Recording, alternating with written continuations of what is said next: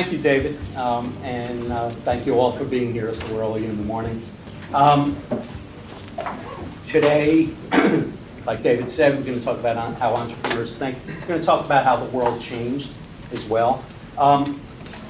And everybody always says when they get up here and they do a presentation, I would love for everyone to participate. But here's the difference between me and every other presenter. I have fabulous prizes.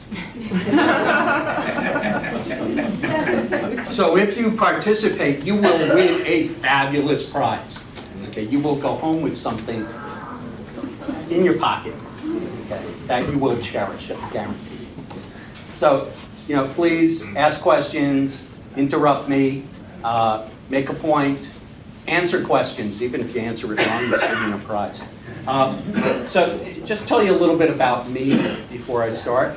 I taught first and third grade back before the earth cooled. And then I decided to become an accountant. But the time that I spent in first and third grade really prepared me for every meeting that I ever went to in a Fortune 500 company.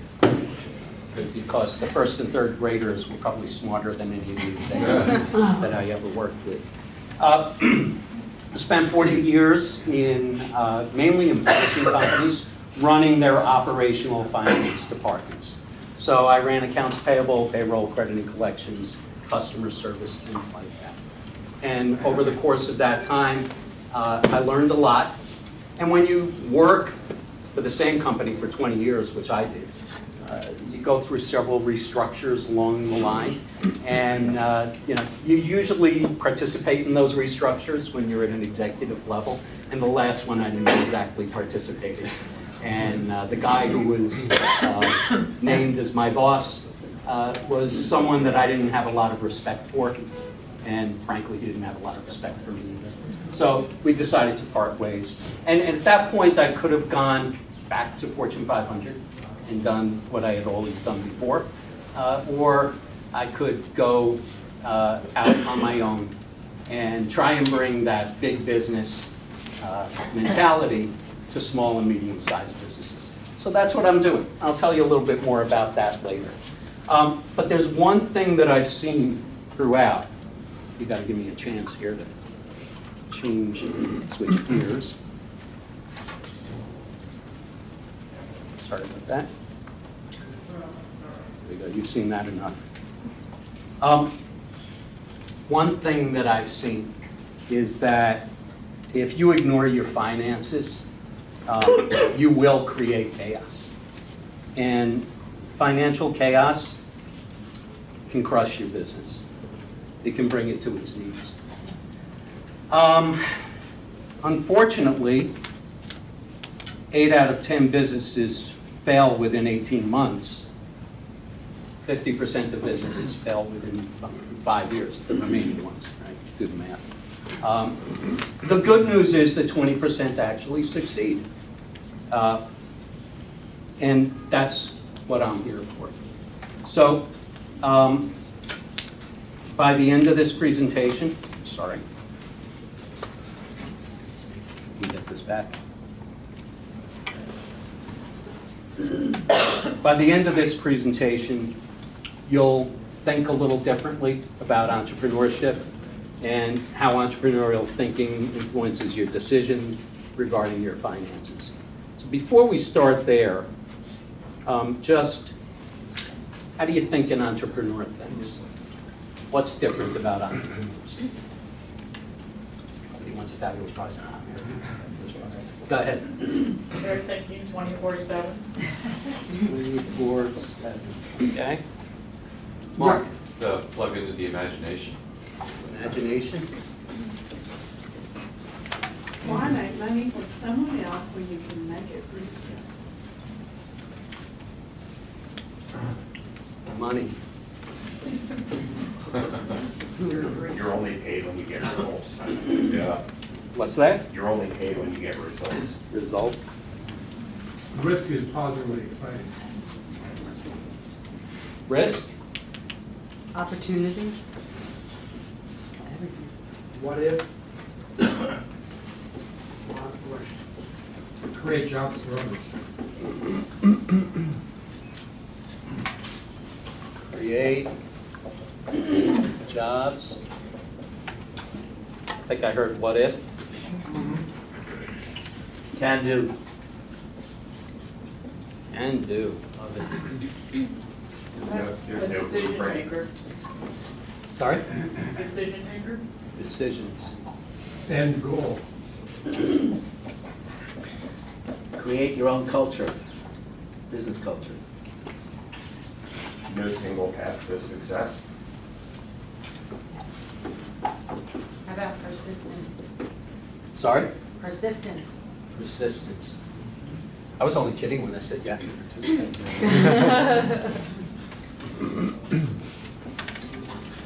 Let's go a few more. Anybody else? Passion. Sorry? Passion. Passion.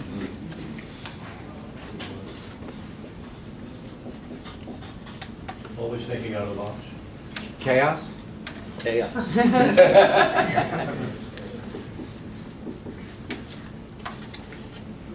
Leave it to you, Hy, to come up with the cliche. Think more about why something can work than why it can't. I love that. And you'll see why in a little while. Creative. The right color.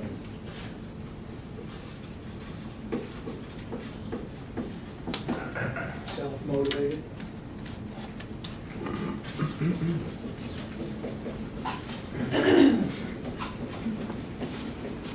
Client focus, Sorry? client focus, Finance focus? client. Client. Client, sorry.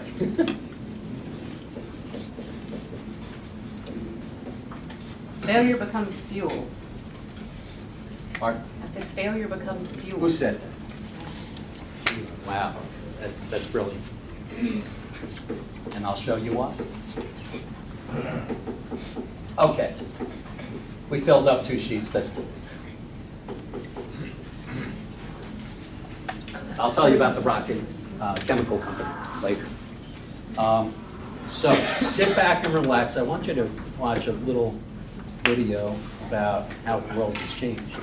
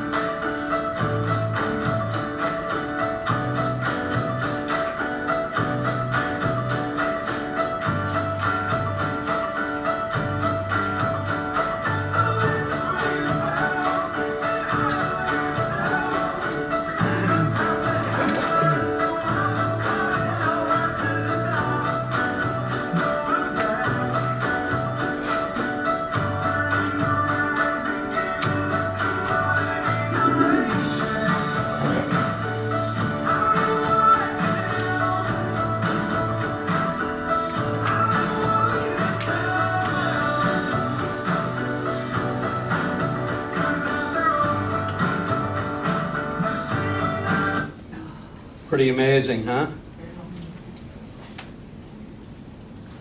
By the way, this is my 30-year-old son, Scott Bader, who helped me with a lot of that. Scott, how many jobs? have you had at least 5? He's 30 years old. You know, very different than the way most of us got into life. Oh, that's right. I thought about that. I saw that already. So we do live in a chaotic world. There's no doubt about that. And I'd like to start by talking about the most important people in the world, the disruptors and the innovators. You know, I didn't give you your crown. So this is your opportunity to win another fabulous prize. Anybody know who this disruptor / innovator was? Yeah, I didn't think you would. I didn't know who he was either, but if you lived in the first half of the last century, you knew who he was. Right? See, before 1870, this is the way everybody shaved. And then they invented the safety razor, the double-edged razor, except it was made of forged steel. So that guy that you just saw came along and said, there's got to be a cheaper way to do it. So he found cheaper steel, right, and was able to mass produce them. And he created the safety razor that everyone could buy. And his name was King Gillette. Yeah, his name was King, right? And entrepreneur, right? Entrepreneurs have egos. He had his picture and his signature patented so that he could put it on every package, and that's why I say everyone knew who King Gillette was. Now, that marketplace is a $4 billion marketplace. Gillette controls 80% of that marketplace. Who in their right minds would want to even think of challenging that marketplace? Anybody have an idea? Harry's. Who? Harry's? Not Harry can't say. Oh. Here's the guy. Anybody know his name? Yeah, what's his name? I'm a member of his club. Me too. Do you know his name? No, I forgot. So you don't win the fabulous prize. $1. No, they do like dollar. Yeah. Like, Well, The gentleman's dollar. sit back and watch how he did this. It's really amazing. Hi, I'm Mike, founder of DollarShaveClub.com. What is DollarShaveClub.com? Well, for $1 a month, we send high-quality razors right to your door. Yeah, $1. Are the blades any good? No. Our blades are f***ing great. Each razor has stainless steel blades, an aloe vera lubricating strip, and a pivot head.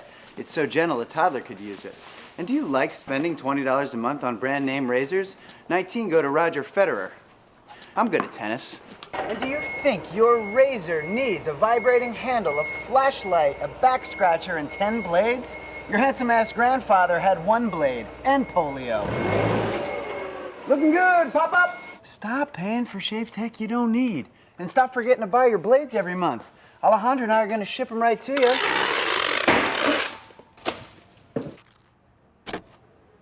We're not just selling razors, we're also making new jobs. Alejandro, what were you doing last month? Not working. What are you doing now? Working. I'm no Vanderbilt, but this train makes hay. So stop forgetting to buy your blades every month and start deciding where you're going to stack all those dollar bills I'm saving you. We are DollarShaveClub.com, and the party is on. I know karate, I know jiu-jitsu, and drive like a gangster when I'm coming to see you, see you, see you, see you. How many views do you think that has on YouTube? Not a good enough answer for a prize. Though Alex being a member, he gets a new car.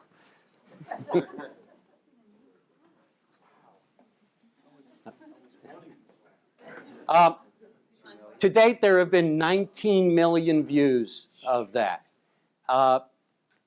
Within 24 hours, Dollar Shave Club's servers crashed because they had too many orders. Within 2 days, they had their first 48,000 orders. Or no, I'm sorry, the first 12,000 members. They sold out their stock in 2 weeks. By the way, that's not his warehouse. He borrowed it. He made the video for $4,000. Today, Dollar Shave Club has 600,000 members. Yeah, very profitable, and they have a whole other cadre of products. If you go on YouTube and you Google Dollar Shave Club, watch the video that comes after that. It's for One Wife Charlie's. I won't go into what those are for. So there it is. He's got a subscription model, and every month these blades come to my house. Okay, I spend about $10 a month on blades, whereas I used to spend probably $18 every 4 months. Right, Alex? Yeah. Yep. Yeah, you spend more, right? But you've got the convenience, and they're good. They work. So do you think Gillette would like those 600,000 customers back? Darn straight they would. They've got a subscription model now. It's more expensive than Dollar Shave Clubs, but they have been disrupted. And he found a way to do it. Okay, let's talk about the innovator. Next chance to win a fabulous prize. Anybody recognize him? He was in a Mazda commercial not too long ago. No, he's not the one that made the phone. That's his invention. Venture a guess? Today you can carry it in your pocket. Boy. Oh, he's got it. I'm sure you're a photographer, of course. Do you have pets? You do now.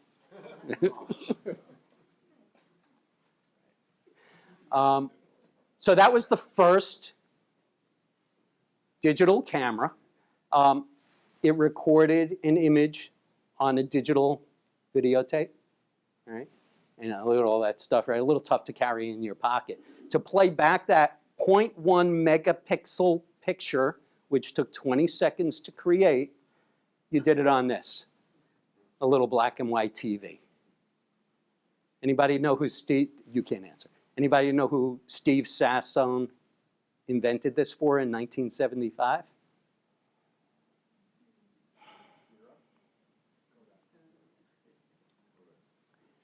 His bosses came, when he brought it in there, his bosses said to him, "This is really cool, thank you.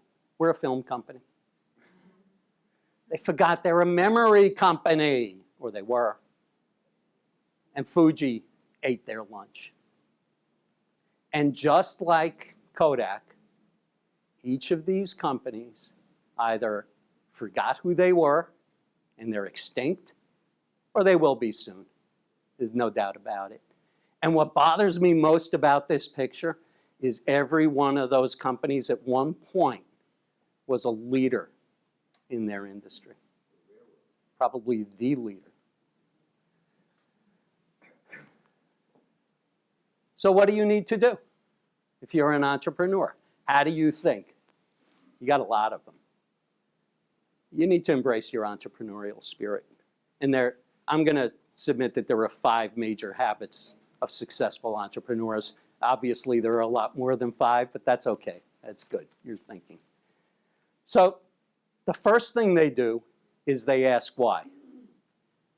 Now, you don't have to worry, because I actually found the one Louis C.K. video where he does not use a 4-letter word.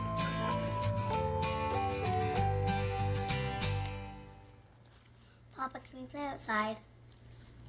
No, Why?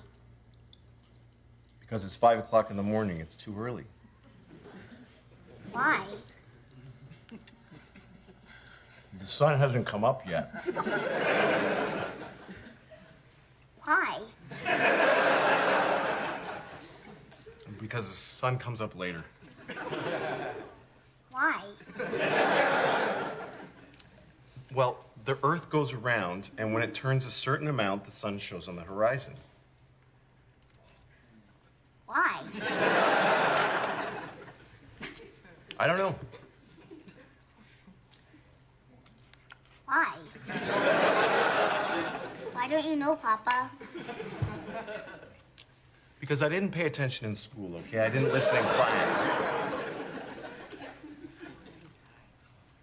Why?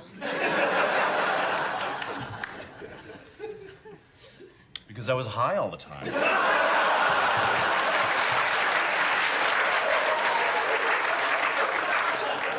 I smoked too much pot. Why? I didn't think it would matter.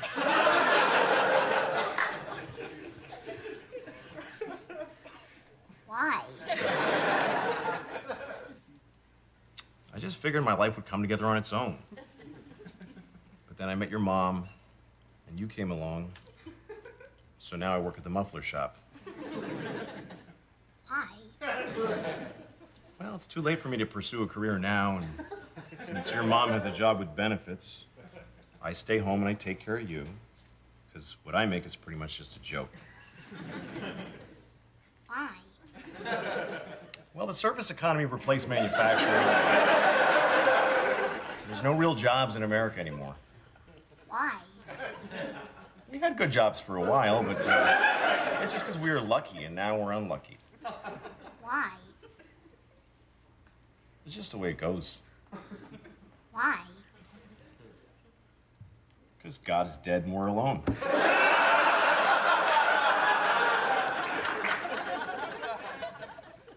Okay. It's that sigh of relief on his face at the end. That, and he's looking at her, please, you know. And she goes, okay. You know, but here's the point of the story, really. You know, I mean, it's funny, you know, if you sat in a meeting and asked why like 100 times like that. But, you know, people will give you every reason not to do something. Yeah. Because they don't want to, because they're afraid of change. There are all kinds of reasons why people tell you that it can't be done. I used to tell, you know, people when they would say to me, we can't do that, I would say, stop telling me that you can't. Just tell me how you will. And you know, just Bobby Kennedy, when he was running for president, almost every speech that he gave, he said this, you know, there are those who look at things the way they are and ask why. I dream of things that never were and ask why not. And once in a while, he actually gave credit to the person who actually wrote it. It was George Bernard Shaw. Bobby really photographed a lot better than George Bernard Shaw. Second way that entrepreneurs think differently.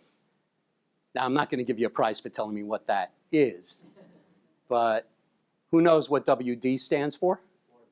There he goes. You win a home entertainment system. Who knows why it's called WD-40?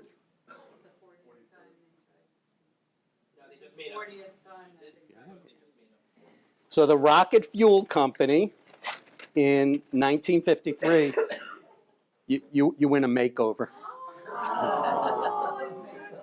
Wow.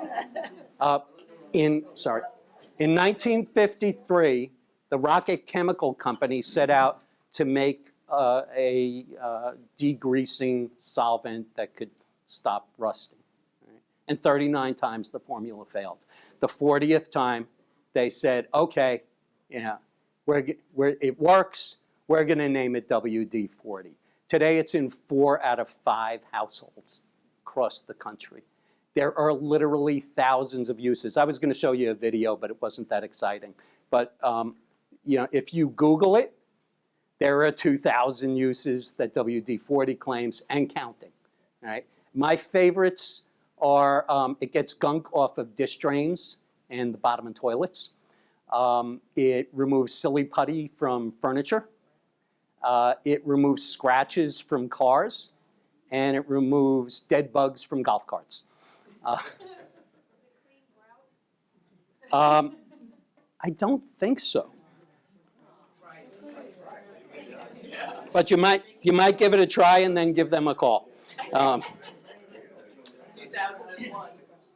But the important thing here is they weren't afraid of taking a risk. And in fact, they embraced the fact that they failed 39 times and said, you know what, we're going to name it after this. Today, it's still the only product they make. It's not called the Rocket Chemical Company anymore. It's called the WD-40 Company. It's the only one that they make. You're late. You win a prize. It's the only product they make. They just market it differently. So they sell it in big drums for industrial use, and they sell it in little squirt cans, right? Okay. Word jumble time. You have 10 seconds to figure out what this word is. No, huh? Okay. Well, here's a hint. Somebody said it right. Here. Here, Lynn. To deal with the ups and downs. So wait, Lynn, can you spell it? K-R-Z. You gotta show the letters. There you go. So Lynn actually said it right. I don't know. I think it looks like Krasuski, but whatever. But Coach K has this philosophy. It's called the next play philosophy. And if you're, from what I understand, I haven't been lucky enough, but from what I understand, if you're lucky enough to sit behind the Duke bench during a game, he's the coach of Duke basketball, by the way, for those of you who don't know. If you're lucky enough to sit behind him, when somebody on the team scores, the whole assistant coaching staff starts screaming, next play, next play. And the philosophy is very simple. There's nothing more important than what you are doing right now. Whether the last thing you did was a failure, you missed the shot, or you fouled somebody, or if it was a success, you scored an amazing basket. Nothing's more important than what you are doing at this moment. You need to shed the past and move forward. Okay. Kodak was celebrating for years. Fuji's the one who figured out the next play. Okay, next chance. Anybody recognize who Deborah Adler was? Yeah, not many people would.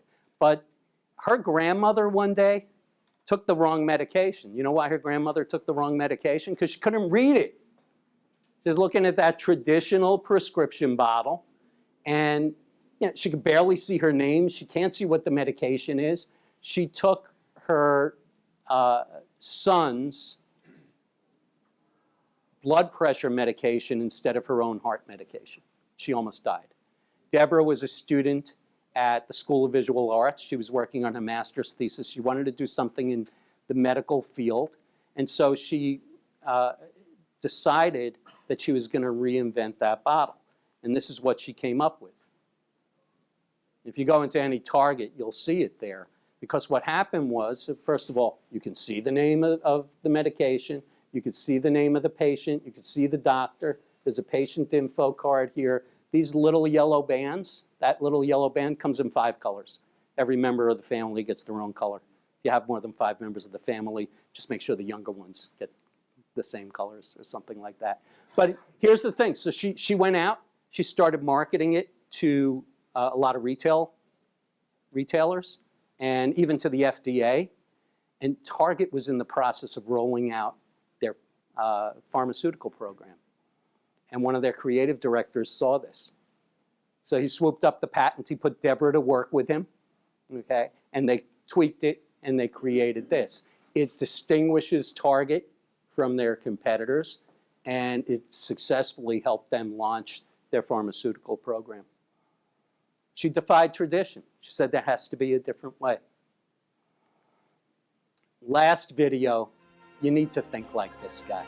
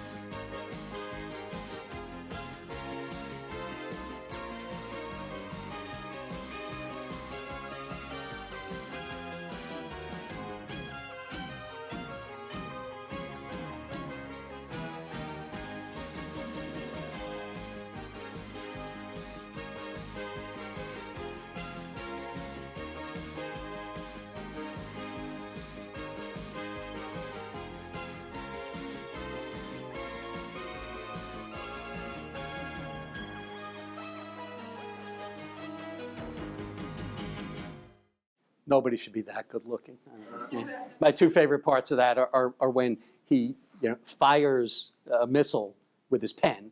Right? And the other is when the guy's holding the gun on him and he walks up and he just goes. So what was it? Why was MacGyver so special? He was a doer. He just got it done. He knew his resources. He knew what his goal was. He knew how much time he had. It was usually like a minute and 30 seconds. And if it was MacGruber, everybody blew up. And he didn't ask permission. So could you imagine MacGyver like calling up and saying, so I've got this bomb ticking here. Can I stick this paper clip in, anyway. So we all need to think like he thought. Just do it. Just get it done. So to review, let's go back here. What did we do here? Risk, embrace it. What if, that's similar to why, and why is over there.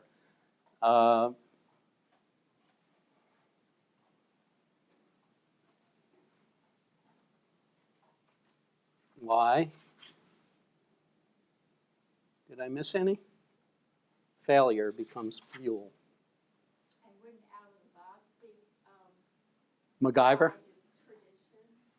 Yeah, defying tradition, that's right. So we kind of hit them all, and obviously there are no wrong answers to the question, but it's a great question. Yeah. So why are some entrepreneurs successful? One key is they understand their finances. Some have success and celebrate. Remember 20%? Right? And some don't. The 20% do succeed. And I guarantee you that every one of those 20% had control of their finances. And every aspect of a business touches finance. I challenge you to name one that doesn't. And when you have control and you have clarity, you're safe. And if not, you're opening the door to fraud, like the client that I met with last year, whose bookkeeper was taking an extra check for herself every now and then. So he had a business name. She had a very similar business name. She was depositing the checks in her account. His cash flow just didn't seem right. There are situations that you can put in place to make sure that you catch those things. But if you don't have control, then you leave yourself open for failure and possibly fraud. And you really need to plan your business. Either you've got a hobby or you're in business. It's one or the other.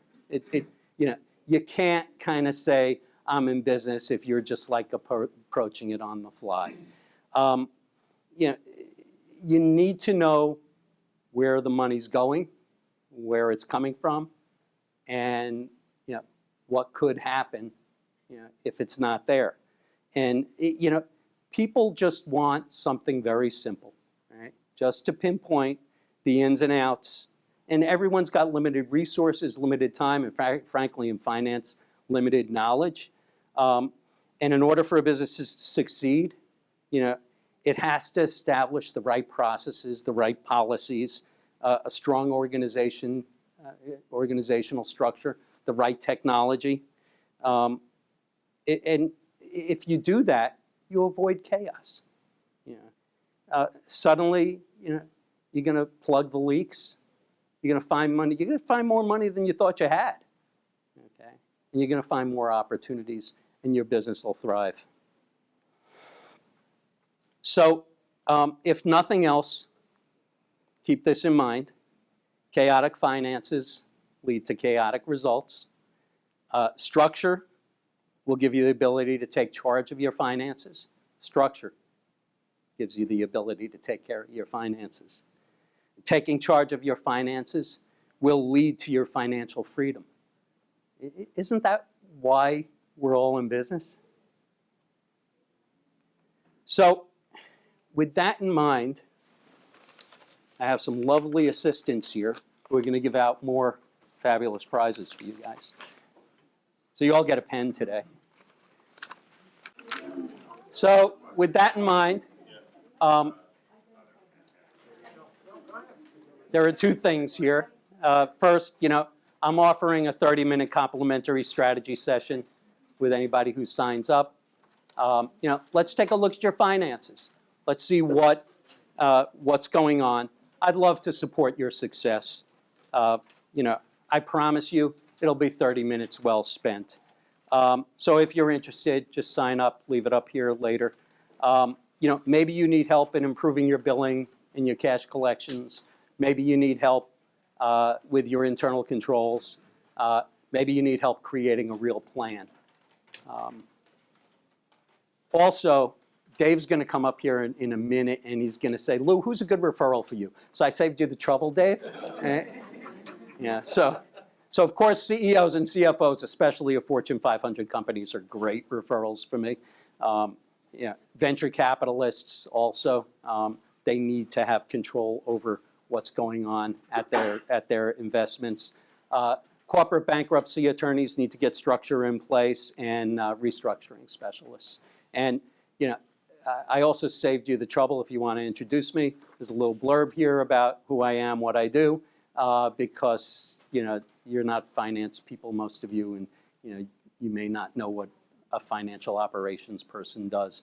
But heck, Dave will tell you, I have trouble articulating what I am. So that's it. Thank you very much.